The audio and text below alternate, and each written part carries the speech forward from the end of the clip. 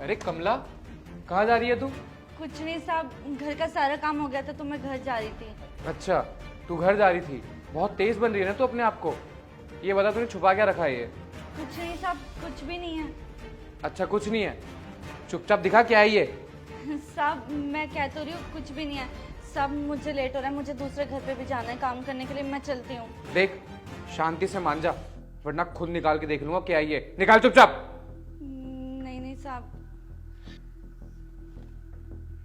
इतने सारे पैसे, ये पैसे कहाँ से आए तेरे पास?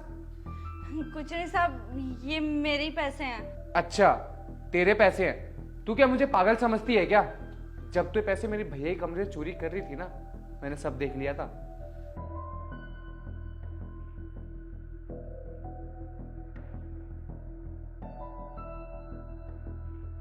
साहब मैं आपके सामने हाथ जोड़ती हूँ, प्लीज अब बड़े साहब को मत बताना, नहीं तो वो मुझे काम से निकाल देंगे।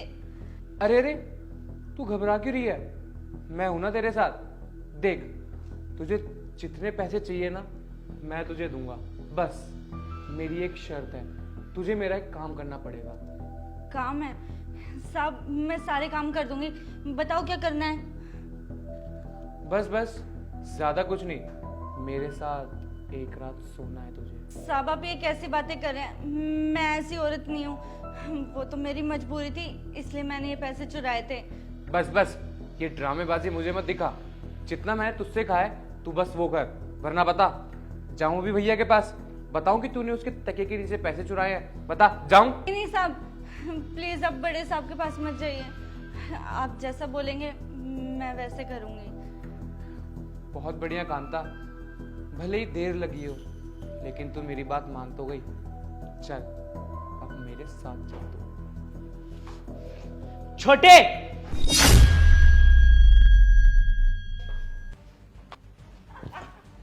ये क्या कर रहा था तू? कुछ नहीं भैया, मैं कुछ नहीं कर रहा था। कर तो ये कमला रही थी। आपको पता है इसने क्या किया है? इसने आपके बस मुझे सब कुछ पता है, क्योंकि मैंने सब कुछ देख लिया था। और मुझे ये भी पता है कि कमला मेरे कमरे में पैसे चोरी करने आई थी, और मैंने उसे जाते हुए भी देखा था।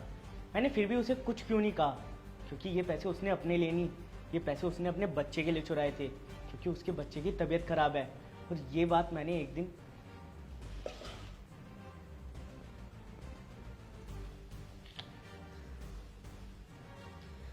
हेलो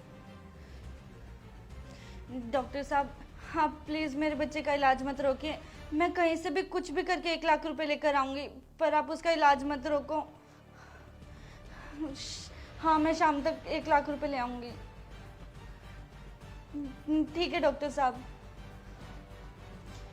मैं पूरे 1 लाख रुपए कहाँ से लेकर आऊंगी, साहब से भी नहीं ले सकती। हाँ एक काम करती हूँ, साहब के तकिए के नीचे मैंने पैसे देखे थे वो ले लेती हूँ, और बाद में साहब को वापस कर दूंगी जब मेरे पास इतने पैसे हो जाएंगे तो। हाँ यही करती हूँ।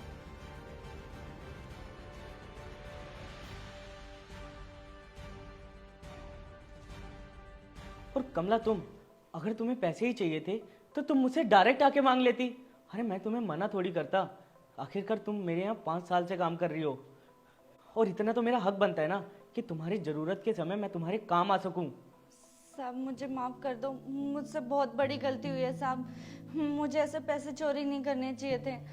कोई बात नहीं कमला, तुम्हें माफ़ी मांगने की कोई ज़रूरत नहीं है। और छोटे, तूने ये क्या हरकत करी है? तुझे अंदाजा भी है तूने कितना गलत काम किया है? अरे क्या हमारे माँ बाप ने यही संस्कार दिए हैं तुझे कि तू लड़कियों की इज्जत ना करे, उनकी इज्जत के साथ खिलवाड़ करे? मुझे तुझसे ये उम्मीद नहीं थी छोटे। अरे माँ बापू ने तुझे गांव से इसलिए भेजा था ताकि तू यहाँ पढ़ लिख सके, एक अच्छा इंसान बन सके, लेकिन नहीं, तुझे तो गरीब की मजबूरी का फायदा उठाना आता है ना।